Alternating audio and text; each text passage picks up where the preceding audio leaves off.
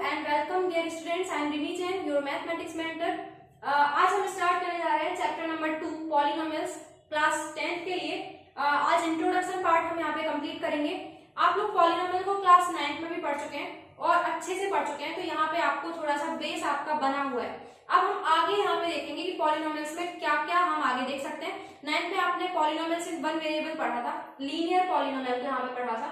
तो अब हम यहाँ पे आगे बढ़ेंगे कि किस तरीके से पॉलिनोमियल्स आगे भी हम और चीजों से रिलेट कर सकते हैं। ठीक है, तो यहाँ पे पॉलिनोमियल को थोड़ा सा हम देखते हैं कि क्या क्या आपने पढ़ा था, रिकॉल करते हैं, फिर हम आगे बढ़ेंगे कि 10th में आप क्या नई चीज आपको मिलेगी।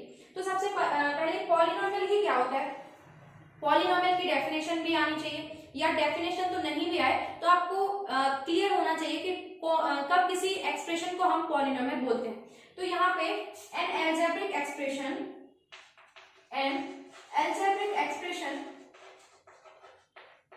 कौन सा एल्जेब्रिक एक्सप्रेशन, ये फॉर्म क्या होती है उस एल्जेब्रिक एक्सप्रेशन की। तो सबसे पहले px से तो हम उसको रिप्रेजेंट करते हैं, px से पॉलिनोमियल को रिप्रेजेंट किया जाता है। और अगर हम इसको ऐसा कुछ लिखें an(x) की पावर n, फिर यहाँ पे an-1 x की पावर n-1, और हम यहाँ पे डिक्रीजिंग ऑर्डर में ये इनकी पावर्स को लेके जाएंगे, और यहाँ हमें दिखेगा a3x की पावर 3, a2x², a1x या a0x की पावर यहाँ पे 0। ठीक है, तो यहाँ पे क्या है, ये पॉलिनोमियल का स्टैंडर्ड फॉर्म है। तो इस एल्जेब्रिक एक्सप्रेशन को हम क्या बोलेंगे, पॉलिनोमियल। कब बोलेंगे, is said to be polynomial if powers of the variable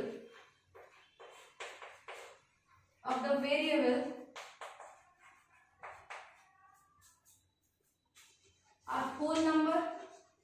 ठीक है, यहाँ पे जो पावर्स हैं वो होल नंबर होना चाहिए, and coefficient are real number. ठीक है, यहाँ पे दो बस इंपॉर्टेंट चीजें हमें याद रखना है कि जो हमारी पावर्स है वेरिएबल की वो होल नंबर होनी चाहिए, और जो कोफिशिएंट्स है वो रियल नंबर होनी चाहिए। तो यहाँ पे हमने एक्सप्रेशन में भी कुछ नहीं किया, जो an, a2, a3, a4 आपको नजर आ रहे हैं ये क्या है, हमारे कांस्टेंट्स हैं। और जो x की पावर्स आप देख रहे हैं यहाँ पे देखिए 0, 1, 2, 3, 0 से स्टार्ट होके n तक जा रही है पावर। तो यहाँ पे जो पावर्स है ये यहाँ पे क्या होनी चाहिए, हमारी होल नंबर। तो पावर्स होल नंबर और कोफिशिएंट जो है वो रियल नंबर होने चाहिए। दो इंपॉर्टेंट कंडीशंस आप याद रखेंगे तो आपको पॉलिनोमियल को पहचानने में कोई प्रॉब्लम नहीं होगी। तो मान लीजिए मैंने यहाँ पे कुछ एग्जांपल लिए, ऐसा मैं लिखती हूँ x की पावर हाफ प्लस x की पावर -3। क्या ये पॉलिनोमियल होगा? तो आपने तुरंत चेक करना है। यहाँ पे कोफिशिएंट देखिए, कोफिशिएंट कितना है, 2 है। कोफिशिएंट आप समझते होंगे क्या होता है, वेरिएबल के साथ में जो प्रोडक्ट के फॉर्म में लिखा होता है वही उसका क्या कहलाता है, कोफिशिएंट। तो यहाँ पे 2 जो है ये क्या है, हमें रियल नंबर चेक करना है, रियल नंबर है, कोई प्रॉब्लम नहीं है। x की पावर आप देखिए जरा, यहाँ पे हाफ है, यहाँ पे -3 है, ये दोनों के दोनों ही रियल होल नंबर नहीं। होल नंबर कहाँ से स्टार्ट होते हैं, 0 से। 0, 1, 2, 3 एंड सो ऑन, ये सारे कहलाते हैं होल नंबर। और यहाँ पे पावर जो है वो होल नंबर नहीं है, तो ये हमारा पॉलिनोमियल नहीं होगा। एक और देख लीजिए, हमने लिखा मान लीजिए रूट में -2x² प्लस 3x प्लस 1। तो यहाँ पे देखिए x² का कोफिशिएंट माइनस रूट में -2 लिखा हुआ है, और हम ये जानते हैं ये रियल नंबर नहीं है। रियल नंबर मतलब ये इमेजिनरी नंबर है रूट के अंदर, यानी कि किसी भी नंबर का अभी हमने जो पढ़ा है, जितना पढ़ा है उसके अकॉर्डिंग किसी भी नंबर का स्क्वायर जो है वो नेगेटिव नंबर नहीं होता। इस वजह से ये जो नंबर है ये क्या है, ये एक रियल नंबर ना होके इमेजिनरी नंबर है, रियल वर्ल्ड में एग्जिस्ट नहीं करता। तो यहाँ पे रियल नंबर नहीं है x² का कोफिशिएंट, इस वजह से ये वाला जो एक्सप्रेशन है ये भी हमारा पॉलिनोमियल नहीं है। तो आपको दो चीजें बस यहाँ पे चेक करनी है, कोफिशिएंट देखिए रियल होना चाहिए, पावर चेक करिए वो होल नंबर होनी चाहिए, और बस यहाँ पे आपका काम खत्म। अब यहाँ पे हम देखेंगे कि किस तरीके से हमने क्या क्या चीजें पढ़ेंगे। तो सबसे पहले पॉलिनोमियल्स किस टाइप के यहाँ पे आपने देखे थे 9th क्लास में। आपने सबसे पहले देखा था लीनियर पॉलिनोमियल, देखा था ना लीनियर पॉलिनोमियल। लीनियर पॉलिनोमियल में आपने क्या पढ़ा था, लीनियर पॉलिनोमियल आप कब कहते थे किसी पॉलिनोमियल को, डिग्री क्या होती थी 1। अब पॉलिनोमियल विथ डिग्री 1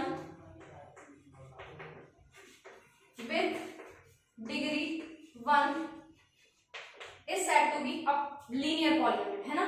तो यहाँ पे ये हमारा क्या है, लीनियर पॉलिनोमियल। इसका जो स्टैंडर्ड फॉर्म है px इक्वल टू, ये यहाँ पे आपने देखा है ax प्लस b और a is not equal to 0। तो ये इसका स्टैंडर्ड फॉर्म है ax प्लस b। a और b यहाँ पे कांस्टेंट है, x यहाँ पे वेरिएबल है, और जो x है यहाँ पे हमें हाईएस्ट पावर 1 चाहिए, तो फिर x की पावर 1 वाला जो टर्म होगा उसमें उसका कोफिशिएंट 0 नहीं होना चाहिए, क्योंकि देखिए a अगर 0 हो जाएगा तो यहाँ पे b आपको मिलेगा, और b मिलेगा तो ये कांस्टेंट बदल जाएगा, कांस्टेंट बस बचेगा। तो हमें यहाँ पे जब डिग्री 1 चाहिए, अगर हमें लीनियर इसको बोलना है, तो फिर x की पावर 1 वाला जो कोफिशिएंट है वो 0 के अलावा कुछ भी रियल नंबर चलेगा। तो एग्जांपल मान लीजिए आपको लिखना है, तो यहाँ पे x 7x या -3y, ये इस तरीके से जो पॉलिनोमियल्स होंगे वो आपके कहलाएंगे यहाँ पे लीनियर पॉलिनोमियल। यहाँ पे मान लीजिए कुछ ऐड भी करना है तो कर लीजिए, -3y + 1, इस तरीके से ये पॉलिनोमियल्स लीनियर पॉलिनोमियल्स होंगे। फिर आपने देखा था यहाँ पे दूसरा क्वाड्रेटिक पॉलिनोमियल। क्वाड्रेटिक पॉलिनोमियल क्या होगा, क्वाड्रेटिक पॉलिनोमियल डिग्री अगर यहाँ पे 2 है, क्या है डिग्री अगर 2 है तो हम यहाँ पे इसको क्या कहेंगे, क्वाड्रेटिक पॉलिनोमियल। स्टैंडर्ड फॉर्म इसका क्या है, इसका standard form ax² + bx + c। फिर से वही कहेंगे कि a 0 नहीं होना चाहिए।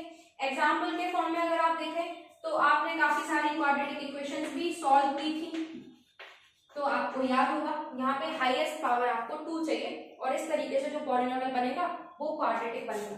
फिर है यहाँ पे आपके पास थर्ड क्यूबिक पॉलिनोमियल। तो क्यूबिक पॉलिनोमियल, इसमें डिग्री कितनी कहेंगे आप, डिग्री कहेंगे 3। फिर से स्टैंडर्ड फॉर्म आपका वही होगा ax³ + bx² + cx + d। ठीक है, तो यहाँ पे ये आपका क्यूबिक पॉलिनोमियल पढ़ा था आपने। उसके बाद में एक और पढ़ा था बाय क्वाड्रेटिक भी आपने यहाँ पे पढ़ा था, जिसमें डिग्री जो है वो कितनी होनी चाहिए, 4। इस तरीके से आपने डिग्री पे बेस्ड ये 4 पॉलिनोमियल्स पढ़े थे, linear, quadratic, cubic polynomial and by quadratic. एक और यहाँ पे डिग्री पे बेस्ड है कांस्टेंट पॉलिनोमियल, वो भी आप यहाँ पे देखिए, पहले आप नोट करिए, फिर मैं आपको कांस्टेंट पे भी लेके चलती हूँ। कांस्टेंट पॉलिनोमियल यहाँ पे क्या होगा, कांस्टेंट पॉलिनोमियल नाम से ही यहाँ से आपको थोड़ा सा समझ में आ रहा है, जो कांस्टेंट नंबर्स होते हैं उनको हम कांस्टेंट पॉलिनोमियल्स कहते हैं। ठीक है, मतलब कि जैसे 1 2 3 4 5 जितने भी नंबर्स हैं, -2 -5 7, ये सारे नंबर्स क्या है, कांस्टेंट पॉलिनोमियल्स हैं। अब बात आती है कि डिग्री क्या होती है कांस्टेंट पॉलिनोमियल की।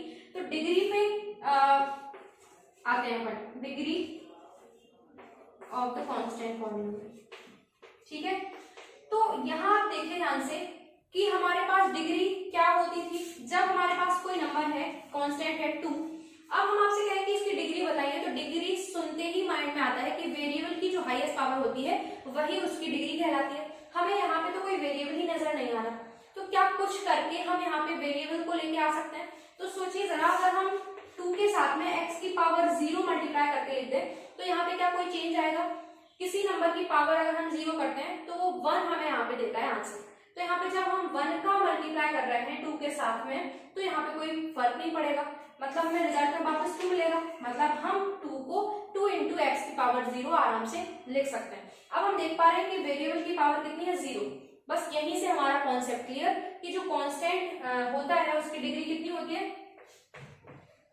ये होती है 1, ये होती है 0। ये आपको याद रखना है, कितनी होती है यहाँ पे डिग्री ऑफ कांस्टेंट पॉलिनोमियल, 0। क्यों होती है, क्योंकि हम उसको इस फॉर्म में एक्सप्रेस कर सकते हैं। अब एक और हमारे पास कांस्टेंट पॉलिनोमियल होता है 0, लेकिन 0 को हमने कांस्टेंट पॉलिनोमियल से थोड़ा सा अलग कैटेगरी में रख दिया, उसका नाम हमने 0 पॉलिनोमियल ही रख दिया। क्यों ऐसा किया, क्योंकि जो 0 है वो थोड़ा सा अलग बिहेव करता है, दूसरे जो कांस्टेंट्स होते हैं उन जैसे यहाँ पे काम नहीं करता, इस वजह से हमने इसको अलग निकाल के रख दिया।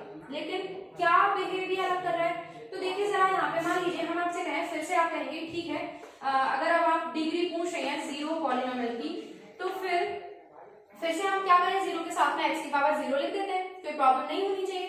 तो मैंने कहा ठीक है लिख दीजिए, आराम से, हमें कोई प्रॉब्लम नहीं हुई। हमने x की पावर जीरो के साथ में जीरो मल्टीप्लिकेशन के फॉर्म में लिख दिया और हमें जीरो वापस मिल भी गए। तो यहाँ पे हम कहेंगे जीरो इसकी डिग्री हो जाएगी। लेकिन नहीं, कोई कहेगा हमें ऐसा अच्छा नहीं लग रहा, हम तो ऐसा भी लिख दें तो भी तो कोई प्रॉब्लम नहीं है। देखिए कुछ भी मल्टीप्लाई कर दो जीरो के साथ में x की पावर 1, तो फिर यहाँ पे भी अगर हम कहें तो जीरो की डिग्री 1 होनी चाहिए। कोई कहेगा नहीं हमें ये अच्छा नहीं लग रहा, हम तो पावर में 2 लिखेंगे, तो फिर हम इसको भी मना नहीं कर पाएंगे। तो यहाँ हम देख पा रहे हैं कि जो पावर्स हैं ये हम कुछ भी लिख दें, वेरिएबल की पावर कुछ भी लिख दें, 100 जिसका मन करे वो 100 लिख दे, तो भी हम उसको मना नहीं कर पाएंगे। तो आप देखिए किसको हम इसकी डिग्री बोलते हैं, हम तो 0 भी बोल सकते हैं, 1 भी बोल सकते हैं, 2 भी बोल सकते हैं और 100 भी बोल सकते हैं। तो इस केस में हमने कहा कि जो 0 है उसकी जो डिग्री है उसको डिफाइन ही नहीं कर पा रहे हैं। अलग अलग यहाँ पे लोग जो कहेंगे वो अलग अलग इसके डिग्री को बता पाएंगे, या हम 0 के साथ में कोई भी वेरिएबल लिखें किसी भी पावर का, तो वो हमें सेम नंबर जनरेट करके देता है। इस वजह से 0 जो है वो एक जगह फिक्स नहीं है, तो हम कहेंगे कि degree of 0 polynomial is not defined. ये इंपॉर्टेंट फैक्ट आप याद रखिए। 0 पॉलिनोमियल भी एक कांस्टेंट पॉलिनोमियल है, लेकिन स्पेशल टाइप का कांस्टेंट पॉलिनोमियल है, और डिग्री ऑफ 0 पॉलिनोमियल जो है वो डिफाइंड ही नहीं की जा सकती, इज नॉट डिफाइंड। क्लियर? तो ये आपको एक छोटा सा यहाँ पे सिस्टम जो है वो याद रखना है। तो अभी हमने पढ़ ली डिग्री के बेस पे कैसे कैसे पॉलिनोमियल्स थे। अब हम देख लेते हैं थोड़ा सा क्या टर्म पे बेस्ड। हमने देखे यहाँ पे पॉलिनोमियल्स किसके बेस पे, डिग्री के बेस पे। अब हम टर्म के बेस पे देखते हैं। तो आपने यहाँ पे मोनोमियल पढ़ा था। मोनोमियल कब किसी पॉलिनोमियल को बोलते हैं, जब यहाँ पे वन टर्म क्या हो, अगर किसी पॉलिनोमियल में ओनली वन टर्म है तो हम उसको मोनोमियल बोलते थे। फिर बात आती है बायनोमियल की। तो बायनोमियल किसको बोलेंगे, बायनोमियल मतलब 2 टर्म्स। अगर कोई पॉलिनोमियल 2 टर्म्स का है तो फिर हम उसको क्या बोलेंगे, बायनोमियल। और ट्राइनोमियल कब बोलेंगे, ट्राइनोमियल कब होता था, ट्राइनोमियल हम बोलेंगे जब उसमें 3 टर्म्स है। तो ये क्लियर छोटा सा एक कॉन्सेप्ट है जिसमें हमें याद रखना है कि बायनोमियल, ट्राइनोमियल, मोनोमियल कब किसी पॉलिनोमियल को बोला जाता है। तो यहाँ पे टर्म्स के बेस पे हमने इसको डिफाइन किया है। अब बहुत इंपॉर्टेंट चीज हम यहाँ पे समझते हैं कि डिग्री ऑफ पॉलिनोमियल और 0 ऑफ पॉलिनोमियल क्या होता है। तो देखिए डिग्री ऑफ पॉलिनोमियल क्या होती है, डिग्री अगर क्या है, हाईएस्ट पावर जो है, हाईएस्ट पावर, ये आपको याद होगा जो हाईएस्ट पावर थी। अभी हमने डिग्री पे बेस जब पॉलिनोमियल पढ़ लिए तो डिग्री तो आपको बताने की जरूरत नहीं है। तो डिग्री ऑफ पॉलिनोमियल मतलब हाईएस्ट पावर, ये बहुत कॉन्सेप्ट क्लियर होगा आपका। अब बात आती है 0 पे। 0 of the polynomial, 0 of the polynomial, ये आप यहाँ पे देख लीजिए, ये क्या है। तो मान लीजिए कोई हमारे पास एक पॉलिनोमियल है px, ठीक है, फिर से px हमारे पास कोई पॉलिनोमियल है। अब यहाँ पे क्या है, हम x की क्या वैल्यू पुट करें कि वो 0 में कन्वर्ट हो जाए। तो यहाँ पे px, if px be a polynomial, then k is said to be 0 of px if, देखिए pk is equal to 0। ये इतनी सी बात आपको याद रखनी है। हमारे पास एक px पॉलिनोमियल है, उसमें हम कोई कांस्टेंट टर्म x के जगह पे अगर पुट करते हैं तो अगर वो पूरा का पूरा पॉलिनोमियल 0 में कन्वर्ट हो जाता है तो उस कांस्टेंट को ही हम क्या बोलते हैं, 0 ऑफ द पॉलिनोमियल। अब 0 जो है आपने 9th में 0 करके टर्म पढ़ी थी, अब आपको इसको रूट भी बोल सकते हैं, रूट ऑफ द पॉलिनोमियल, यानी कि ऐसा नंबर जो आप पॉलिनोमियल में पुट करें और पॉलिनोमियल 0 में कन्वर्ट हो जाए। एग्जाम्पल के तौर पे मान लीजिए हमने कहा आपसे x + 5 एक क्या है आपका पॉलिनोमियल, क्या है, px = x + 5, ये आपका एक पॉलिनोमियल है। हम x की वैल्यू क्या पुट करें कि ये ओवरऑल पूरा का पूरा 0 हो जाए। तो यहाँ पे आपको साफ साफ दिख रहा है -5 अगर पुट करें तो यहाँ पे देखिए p - 5 मतलब जहां x है वहां पे -5 अगर पुट कर देते हैं तो ये p - 5 हमें देखिए क्या देता है, 0। डेफिनेशन से मैच करके देखिए px be a polynomial then k is said to be 0 of px if pk equal to 0। तो देखिए -5 को हम 0 कहेंगे इस पॉलिनोमियल का, क्योंकि p -5 इक्वल टू 0। तो इस तरीके से 0 को हम समझ सकते हैं। क्लियर है? तो यहाँ पे जो लीनियर पॉलिनोमियल होते हैं उनका एग्जैक्ट 1 0 हम देख पाते हैं। आपने यहाँ पे पढ़ा था क्वाड्रेटिक इक्वेशन को जब हम सॉल्व करते थे तो हमें उसके दो सॉल्यूशंस मिलते थे ना। हम उसको क्या करते थे, फैक्टराइज करते थे, दो फैक्टर्स मिलते थे और फिर हम उसको एक्सपेंड करके जीरो से इक्वेट करके उनके दो अलग अलग जीरो यहाँ पे निकालते थे। तो यहाँ पे जितनी डिग्री होगी उतने उसके मैक्सिमम जीरोस पॉसिबल होते हैं। जैसे लीनियर पॉलिनोमियल में यहाँ पे हाईएस्ट डिग्री 1 है तो यहाँ पे 1 सॉल्यूशन या कहें 1 जीरो इसका पॉसिबल है। ऐसे ही अगर क्वाड्रेटिक की बात करें तो यहाँ पे 2 सॉल्यूशंस या 2 जीरोस हमें मिलते हैं। क्यूबिक की बात करें तो यहाँ पे मैक्सिमम हमें 3 जीरोस मिल सकते हैं। तो ये छोटी सी चीज है। अब यहाँ पे ये तो चीजें हमने थोड़ी सी पीछे की पढ़ ली। अब आज हम इसका देखेंगे ज्योमेट्रिकल मीनिंग क्या होता है जीरोस का, किस तरीके से इनका मतलब है। जैसे अपन ने पढ़ा था लास्ट टाइम जब हमारे पास लीनियर पॉलिनोमियल होता था, लीनियर इक्वेशन होगी तो हम उसको क्या करते थे, ग्राफ पे रिप्रेजेंट करते थे। आपको याद होगा, मान लीजिए एक हमारे पास x plus y equal to 0 या 3, ये एक इक्वेशन है, ये लीनियर इक्वेशन है 2 वेरिएबल। हम इसको ग्राफ पे रिप्रेजेंट करते थे तो ये क्या फॉर्म करती थी, पढ़ा होगा आपने, याद होगा, स्ट्रेट लाइन ये फॉर्म करती थी। तो यहाँ पे किस तरीके से हम आगे बढ़ेंगे, क्या इनका ज्योमेट्रिकल मीनिंग है जीरोस का, ये हम यहाँ पे समझेंगे। तो इस तरीके से हमने देखा कि किस तरीके से यहाँ पे हमने 9th क्लास में पॉलिनोमियल को समझा था, लीनियर पॉलिनोमियल से लेके यहाँ पे डिग्री तक हम यहाँ पे गए, और किस तरीके से यहाँ पे हम ज्योमेट्रिकल मीनिंग देखेंगे ये हम नेक्स्ट लेक्चर में देखेंगे। और तब तक के लिए बने रहिए मेरे साथ और शेयर करिए, कमेंट करिए और लाइक करिए अगर आपको अच्छा लगता है, और मिलते हैं नेक्स्ट वीडियो में। Thank you for watching.